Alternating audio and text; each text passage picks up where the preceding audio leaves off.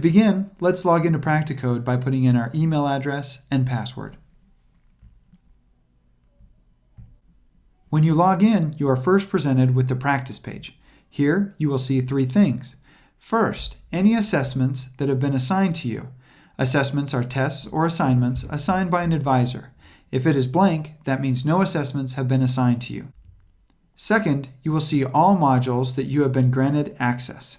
Most modules represent a coding specialty like radiology, neurosurgery, to name a few. Each module has exercises.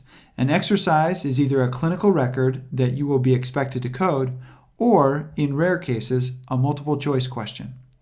Third, on the right is an overview of your progress.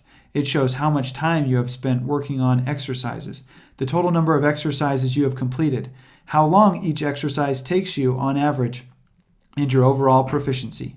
If you have an advisor, you also can see and communicate with your advisor. From this page, you can take an assessment, practice in a module, view notifications from advisors, view reports, manage your account, or participate in the user community. To begin practicing in a module, click on Begin. The first time you enter a module, you're presented with a brief overview of the module.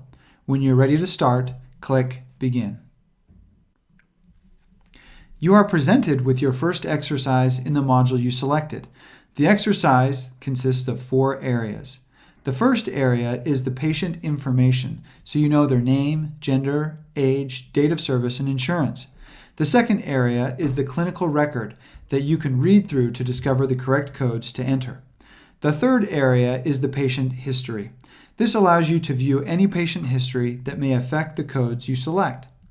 Fourth, this is the code entry section. Here you can enter any diagnosis, E&M, or procedure codes you discovered while reading through the clinical record and patient histories, along with any modifiers, quantities, and linking that would pertain to the code selected.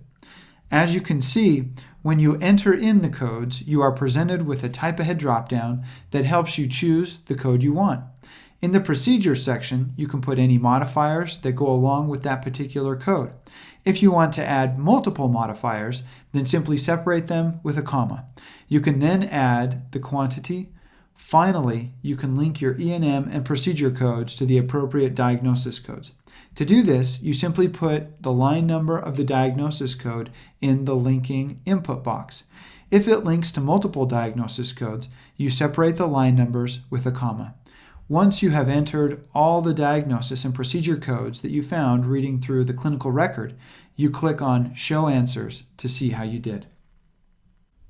That brings you to the answer key, which consists of 3 sections. First, the results section.